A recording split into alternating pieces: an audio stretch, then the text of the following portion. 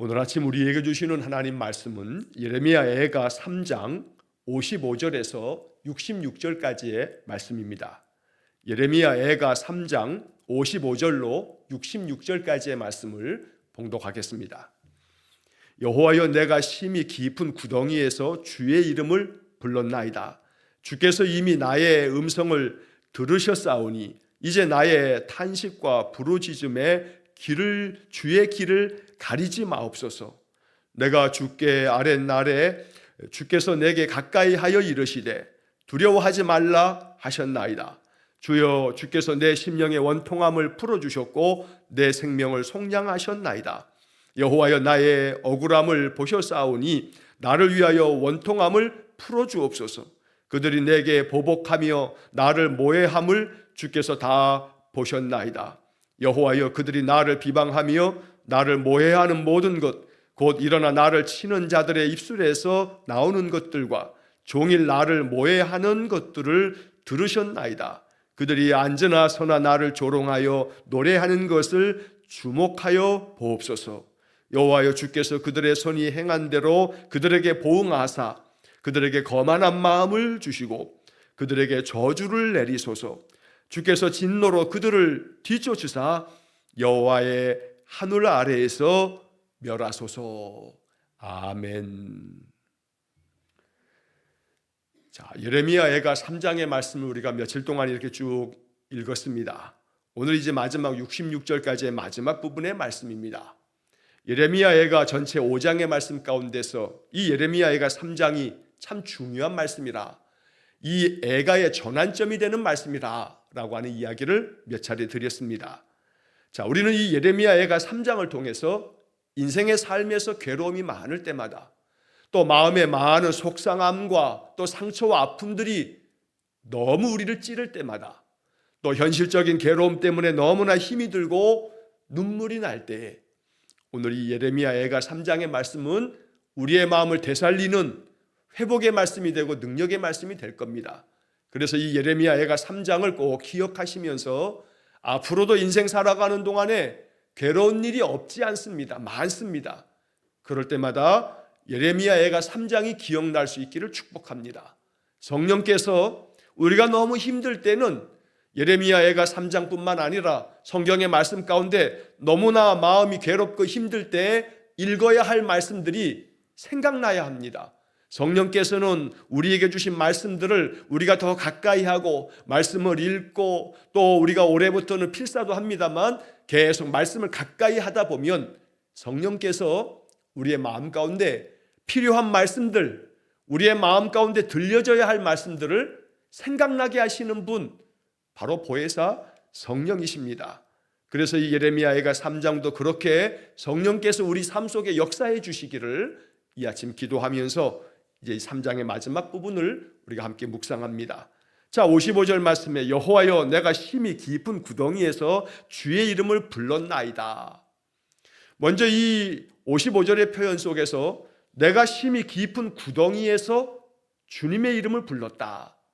이 말은 예레미야 선지자가 지금 내 심령이 깊은 구덩이에 떨어진 것 같은 그런 마음으로 기도하고 있는 겁니다. 심히 깊은 구덩이, 다시 말하면 내 힘으로는 도무지 올라갈 수 없는, 다시는 내가 이 깊은 구덩이 속에서 벗어날 수 없는, 구원을 받을 수 없는 그런 상태에 떨어진 겁니다. 그러니 어느 누구도 나를 건져낼 자 없는 이 절망적인 상태, 이것을 심히 깊은 구덩이라고 하는 그런 시적인 표현으로 말하고 있는 것입니다. 이 깊은 구덩이에서 내가 바랄 것은 아무것도 없는 겁니다. 구덩이에 빠지면 사방으로 아무것도 없습니다. 그냥 벽입니다. 그 구덩이에서 오직 열려있는 것은 하늘밖에 없습니다. 그러나 너무나 깊은 구덩이다 보니 누가 나에게 줄을 넣어서 그 줄을 붙잡고 올라오라고 올려주지 않으면 도무지 살 수 없는 곳이 심히 깊은 구덩이입니다. 예레미야는 마치 자기가 이 깊은 구덩이에 떨어진 모양처럼 그렇게 얘기하면서 이 깊은 구덩이에서 내가 오직 할 수 있는 것은 하나님의 이름을 부르면서 하나님 나를 건져내 달라고 기도하는 것밖에 없어서 주님의 이름을 불렀나이다 라고 이렇게 하나님께 호소하고 있습니다. 오직 우리들의 인생 삶에서 너무나 힘겹고 또 괴롭고 어려울 때마다 우리가 취할 일은 주님의 이름을 부르는 겁니다. 다른 어떤 기도의 제목이, 기도의 말이 생각나지 않아도 그냥 주님, 주님 부르는 겁니다. 주님, 내 마음 아시지요? 내 삶의 형편 아시지요? 내 괴로운 마음과 내 눈물을 아시지요? 나를 좀 봐주세요. 이렇게 주님의 이름을 부르는 것. 예레미야는 지금 그렇게 주님의 이름을 부르는 것 밖에는 다른 것이 없던 겁니다. 그래서 56절에 주께서 이미 나의 음성을 들으셨사오니 이제 나의 탄식과 부르짖음에 주의 귀를 가리지 마옵소서. 예레미야는 마음에 확신합니다. 주님께서 이미 내 모든 기도와 나의 간구를, 내 음성을 들으셨다. 하나님은 이미 나의 모든 것들을, 지금까지의 모든 나의 간구를 하나님은 이미 다 들으셨다라고 하는 것을 예레미야가 마음 가운데 확신합니다. 그러나 그렇게 확신하면서 여기 이미라고 하는 말처럼 주님께서 이미 나의 모든 음성을 들으셨지 않습니까? 그런데 예레미야가 그런 가운데서도 또 말하는 것은 이제 나의 탄식과 부르짖음에 주님의 귀를 가리지 마옵소서. 내가 아무리 주님 앞에 목소리를 부르짖어 간구해도 주님이 귀를 막아버리시면, 귀를 가려버리시면 나의 소리가 들리지 않으시고 외면하시는 것이니 나의 탄식과 부르짖음에 귀를 가리지 마시고 다 들어주십시오 라고 이렇게 간구합니다. 이미 앞에서 우리는 3장 8절 말씀에서 3장 8절에서 내가 부르짖어 도움을 구하나 내 기도를 물리치시며, 내가 아무리 기도하고 도움을 요청해도 나의 기도를 물리치셨다. 3장 43절의 말씀에서도 진노로 자신을 가리시고 라고 얘기하고, 44절에서도 주께서 구름으로 자신을 가리사 기도가 상달되지 못하게 하시고, 이 3장의 말씀에서 예레미야는 이렇게 계속해서 하나님이 자신을 가리셨다, 구름으로 자기를 가리셨다, 즉 감추셨다는 겁니다. 또 여기서는 오늘 본문의 이 56절에서는 귀를 가리시는 것, 하나님 귀를 가리지 마시고 내 모든 음성을 들어주시고 나의 탄식과 부르짖음에 귀 기울여 주십시오 라고 이렇게 간절함으로 또 하나님 앞에 기도합니다. 자, 그리고 이제 57절의 말씀에서 내가 주께 아랫날에 주께서 내게 가까이 하여 이르시되 두려워하지 말라 하셨나이다.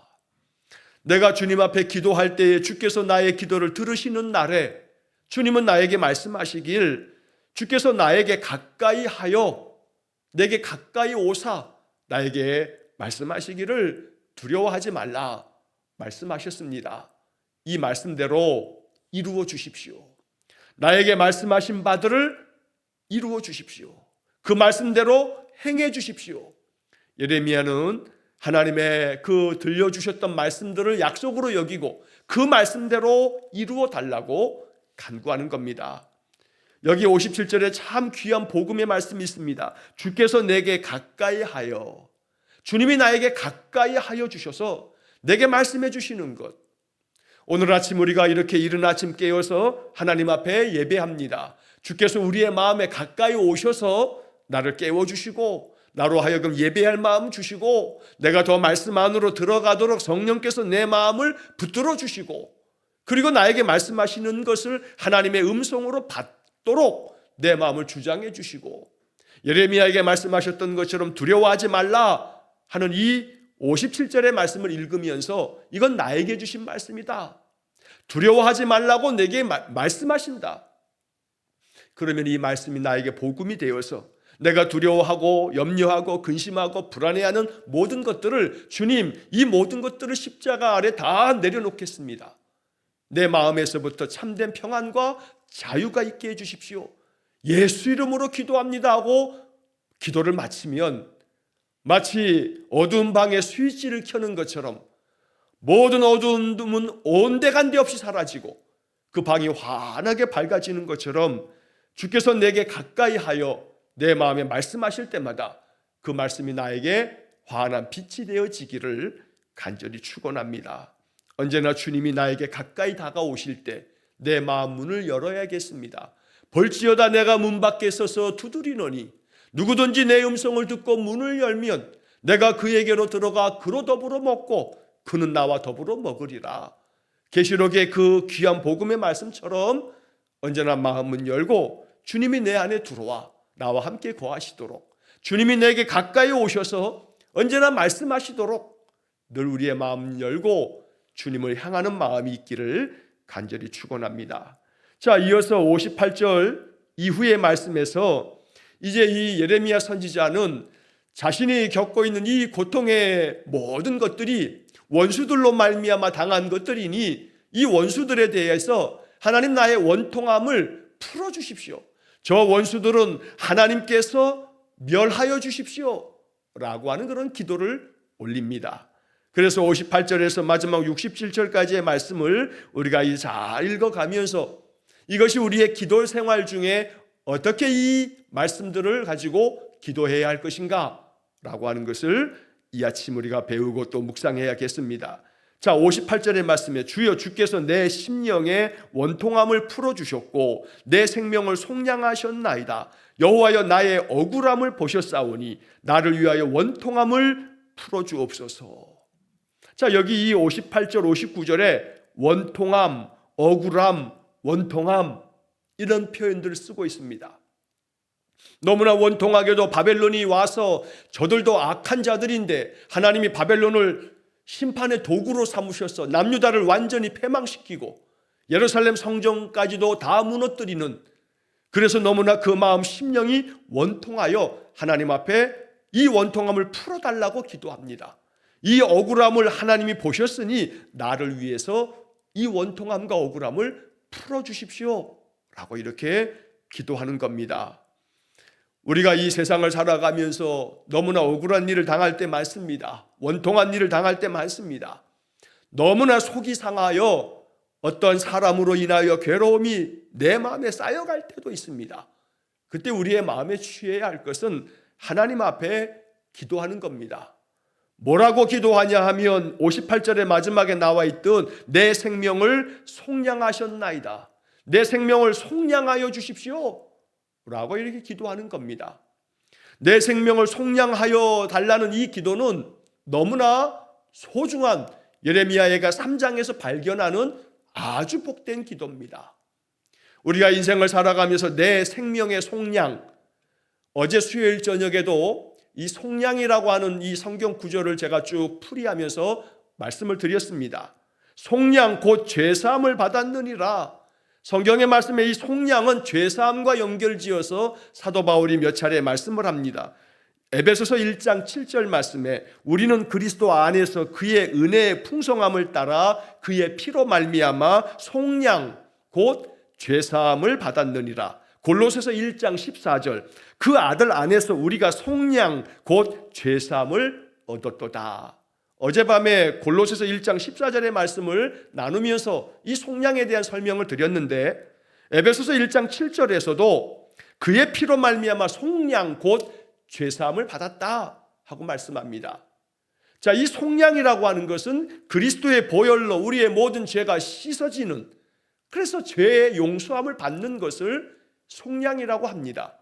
그런데 이 속량이라고 하는 이 말에는, 이 말 자체는, 이 단어는 사전에 이렇게 풀이가 되어 있습니다. 몸값을 받고 노비의 신분을 풀어주면서 양민이 되게 하던 일. 그러니까 뭐 지금이야 우리가 뭐 노비가 있습니까? 종이 있습니까? 그런 시대가 아닙니다. 이 봉건 사회가 아닙니다. 자, 지금은 민주사회에 종도 노비도 없습니다. 그러나 그 옛날 종이 되고 노비가 되어져 이제 그 주인의 집에서 종살이하면 그는 주인이 죽일 수도 있고 살릴 수도 있습니다. 그런데 이 노비를 그의 몸값을 지불하고 그 노비 문서를 다 불태워버려보면 이 사람은 이제 노비가 아닙니다. 자유인이 됩니다. 그래서 양민이 됩니다. 이제는 종이 아닙니다. 이게 속량이라고 사전에 풀이가 되어 있는 겁니다. 내 생명을 속량하셨나이다. 하나님 나의 원통함을 들으시고 풀어주셔서 내 생명을 속량해 주십시오. 내 안에 자유함이 있게 해주십시오. 그러니까 이 생명을 속량해 달라는 이 58절의 기도를 우리 이렇게 해석할 수가 있습니다. 하나님, 내 원통함, 내 억울함, 이것이 어떤 사건 때문에 그렇든 아니면 어떤 사람들 때문에 그렇든 내 마음의 괴로움이 겹겹이 쌓이면 이 괴로움은 나의 영을 무너뜨립니다. 거기서 내 생명이 살아나기 위해서는 내가 그런 모든 것으로부터 자유함이 있어야 합니다. 벗어나야 합니다. 상처와 아픔들이 있습니다. 그래서 마음이 억울하고 마음이 너무나 속이 상하고 괴로울 때 있습니다. 그때 우리가 취해야 할 것은 하나님, 내 생명, 내 마음, 내 상한 감정들을 속량해 주십시오. 마치 노비의 신분에서 풀려남으로 자유함이 있는 것처럼 이 일 때문에, 이 사건 때문에, 이 문제 때문에 내가 너무 속상하고 괴로울 때 이것이 나를 괴롭게 못하도록 이 문제로부터 나를 자유롭게 만들어 주십시오. 노비가 아니라 자유인이 되는 그런 속량을 주십시오. 누가 나를 아무리 괴롭히고 누구 때문에 아무리 내가 속상해도 그것이 그 사람으로 인해서 내가 더 이상 마음에 아무런 타격을 받지 않는다면 그 안에 자유가 있는 겁니다. 그게 속량입니다. 더 이상 노비가 되는 것이 아닌 자유를 얻는 것. 그것이 사람 때문이든 어떤 문제, 어떤 일들 때문이든 현실적인 괴로운 어떤 문제 때문이든 뭐든 상관없이 우리의 마음을 괴롭게 만들고 오늘 본문 표현대로 한다면 원통함과 억울함과 이런 어떤 일들이 있다 할지라도 그게 내 마음 심령에 아무런 상처될 것이 없고 내가 그걸 능히 다 소화해낼 수 있고 그것이 나에게 일도 타격을 주지 못한다면 그게 생명의 속량이라 이 말입니다. 그러므로 날마다 내 생명을 속량해 주시는 하나님의 은혜가 있기를 축복합니다. 그래서 성숙한 믿음의 사람, 그리스도 안에서 생명이 속량받은 사람은 인생의 그 어떤 괴로운 문제 앞에서도 그것 때문에 타격을 받지 않습니다. 사람들이 내 주변에서 나를 얼마나 아무리 나를 괴롭혀도 그것 때문에 내가 타격을 받지 않습니다. 상처받지 않습니다. 그러므로 생명의 속량함을 받으셔서 언제나 자유함이 있고 언제나 더 깊고 큰 마음으로 하나님의 능력을 받아서 모든 것들을 능히 다 극복하고 소화해내고 이겨낼 수 있는 큰 성도가 되기를 축복합니다. 큰 믿음을 가져야 합니다. 그래서 이 말씀들이 우리의 마음에 깊은 깨우침이 되기를 간절히 축원합니다. 자, 그 다음 이어지는 60절 말씀에 그들이 내게 보복하며 나를 모해함을 주께서 다 보셨나이다. 자, 여기 그들이라 하는 것은 지금 원통하게 이 괴로움을 주는 원수, 대적, 바벨론을 말하는 겁니다. 그러나 그 바벨론에 대해서 이제 예레미야는 하나님께서 저들을 하나님 다스려 주셔서 저들의 모든 악행을 하나님 봐주십시오 하면서 나를 모해함을 주께서 다 보셨나이다. 여기 모해라고 하는 단어가 나옵니다. 우리가 일반 생활에서 일상생활에서 그렇게 쓸 말이 아니긴 합니다. 모해. 이 사전에 보면 모해라고 하는 말이 이렇게 설명이 되어 있습니다. 꾀를 써서 남을 해침. 아주 머리에 꾀를 써가지고 아주 못된 꾀를 써가지고 다른 사람을 해치는 거, 다른 사람에게 상처를 주는 거, 이 다른 사람을 해치는 거, 이게 모해입니다.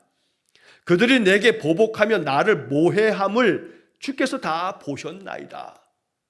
그래서 이 60절의 이 말씀은 바벨론에 의해서 함락당한 남유다, 이 예루살렘 주민들, 그들이 겪고 있는 고통에 대해서 하나님께서 다 보셨습니다. 보셨지 않습니까? 이렇게 말하는 장면인데 이 예레미야는 마치 자기 자신에 대해서 이 원수들이 자기를 마치 보복하면서 어떤 꾀를 내서 나에게 상처를 입히고 나에게 해를 끼치는 것처럼 개인적인 이야기가 벌어진 것처럼 이렇게 말하고 있습니다. 3장을 시작하면서 말씀드린 것처럼 여기 3장에서 내가 이렇게 예레미야는 자기 자신의 일처럼 묘사하고 있지만 이것은 남유다 전체를 마치 대변하듯이 자기 자신을 1인칭 시점으로 이렇게 표현하고 있을 뿐이지 이건 남유다 전체, 온 남유다 백성들에 대한 이야기이기도 합니다. 또한 동시에 이 말씀을 읽으면서 우리는 나에게 주신 말씀으로 읽을 때 나를 모해함을 주께서 다 보셨나이다. 우리가 신앙생활을 하는 가운데도 이 모해하는 일들 때문에 마음 상할 일들도 많습니다. 사람들이 성숙되어져 있지 않습니다. 교회 안에서 신앙생활하는 사람들도 마찬가지입니다. 교회 안에서 예수 믿는 사람들이 다 천사가 아닙니다.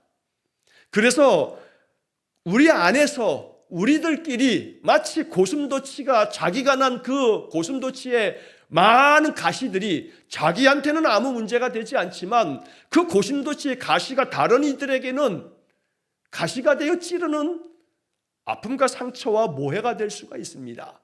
그래서 언제나 혹시라도 내 말 안에, 내 행동 안에 고슴도치 가시가 내 안에 있지는 않는가, 이 돌아볼 줄 아는 마음이 성숙된 신앙입니다.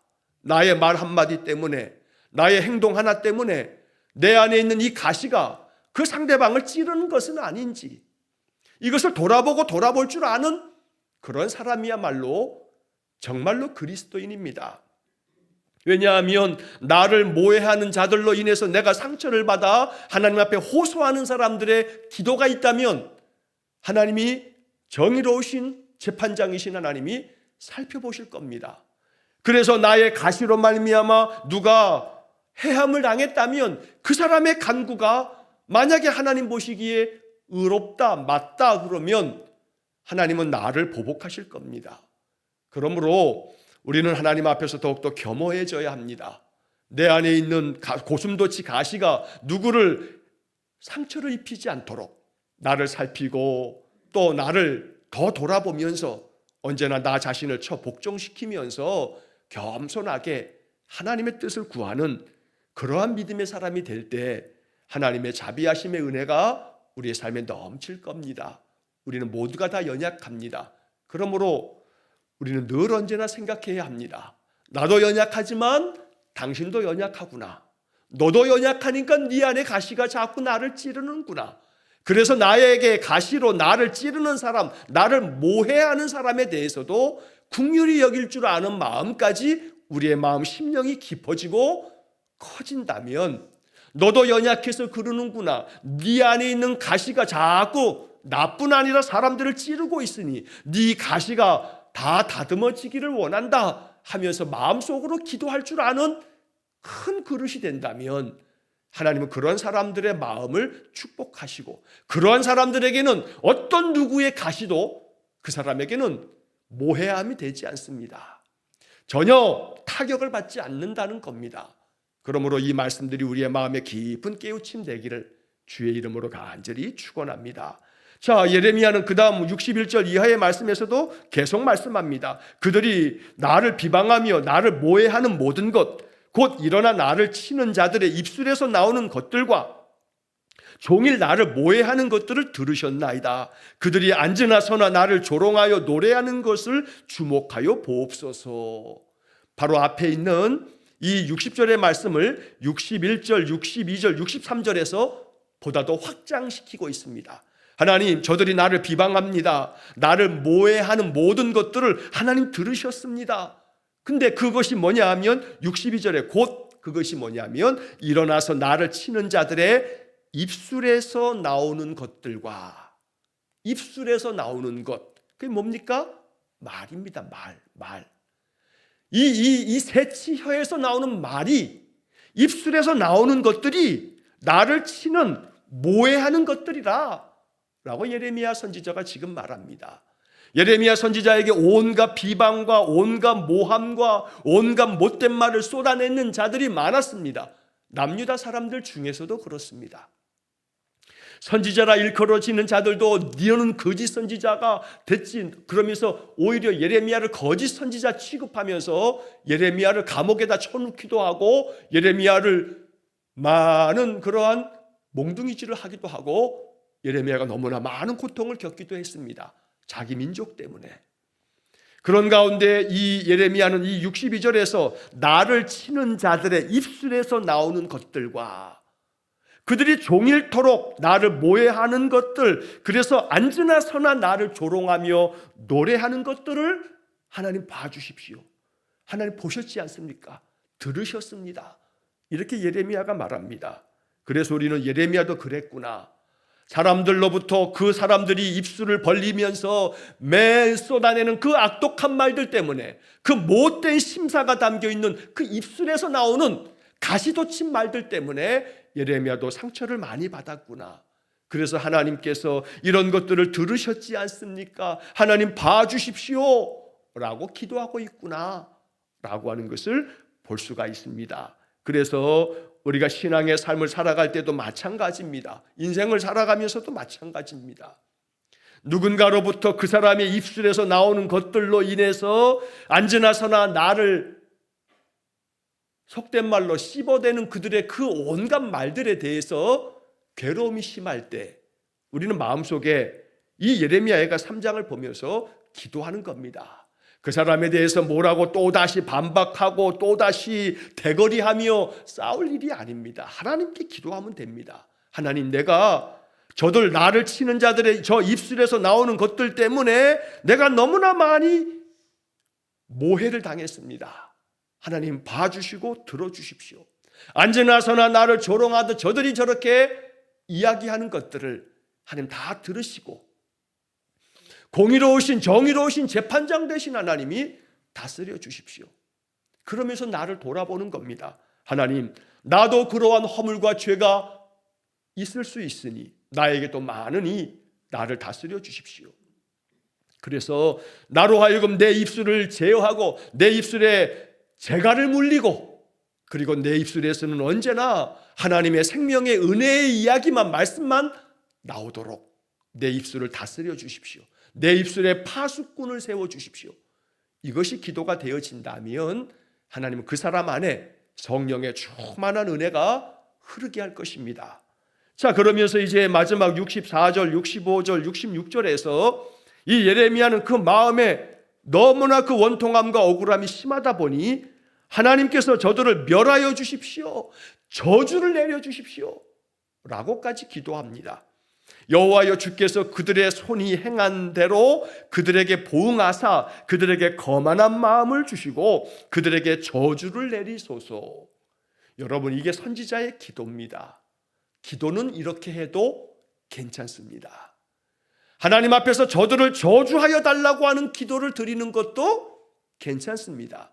하나님 앞에서 풀어놓는 겁니다. 내 마음의 속상함과 괴로움을 풀어내는 겁니다. 그러나 기억하셔야 합니다.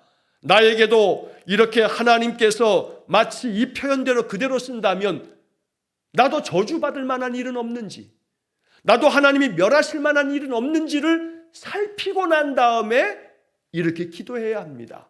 하나님, 저들이 행한 대로, 그들의 손이 행한 대로 보복해달라는 겁니다. 보응이라고 하는 말은 보복이라고 하는 말과 같은 말입니다.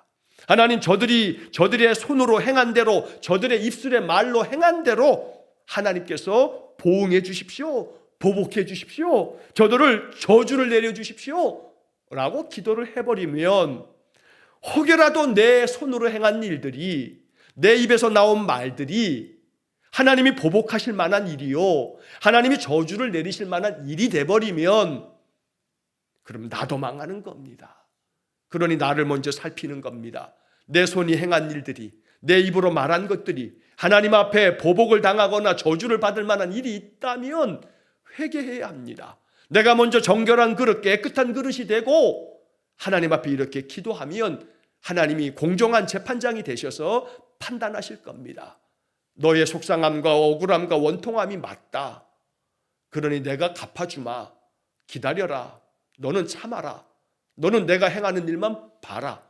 너는 더욱더 경건하고 또 먼저 너가 손을 내밀고 사랑 안에서 너의 믿음의 그 깊이와 넓이를 키워가라.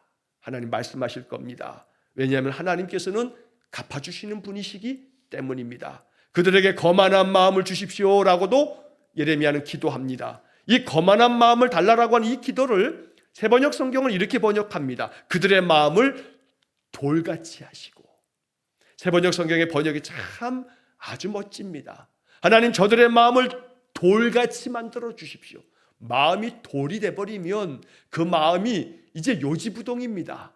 그러면 그 죄악된 마음에서 돌이키지도 못할 만큼 마음을 돌같이 만드셔서 저 거만한 마음에서 회개할 수도 없게끔, 그래서 하나님의 진노를 당하게끔 마음을 돌같이 만들어 주십시오 라고 기도하는 겁니다.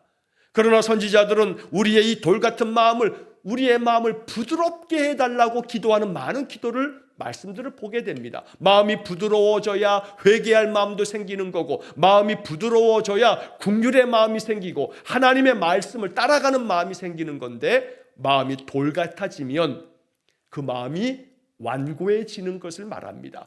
바로의 마음이 완고해져서 하나님의 말씀을 거스르고 모세와 약속한 것들을 다 저버리는 마음이 완고해졌다 하는 말씀들을 우리가 출애굽기에서 보는데, 여기 지금 이 말씀 65절, 그들에게 거만한 마음을 주시고 그들의 마음을 돌같이 하시고, 세번역 성경의 번역을 묵상하면서 우리는 기도할 때 내 마음이 돌같이 되지 않기를 원합니다. 내 마음이 부드러워지기를 원합니다. 그래서 언제나 나를 돌아보며 내가 늘 회개할 마음 주시고, 내 마음을 부드럽게 하여 사람들을 너그럽게 긍휼히 여길 줄 아는 마음, 내게 그런 마음을 주십시오.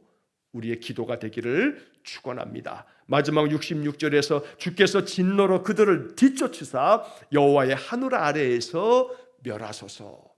하나님 앞에서 심판당해야 할 자들에 대해서, 나를 모해했던 자들에 대해서, 내 원통함과 억울함에 대해서 저들을 하나님께서 여호와의 하늘 아래에서 멸하소서, 심판하여 달라고 간구하는 겁니다. 이러한 기도가 가능합니다.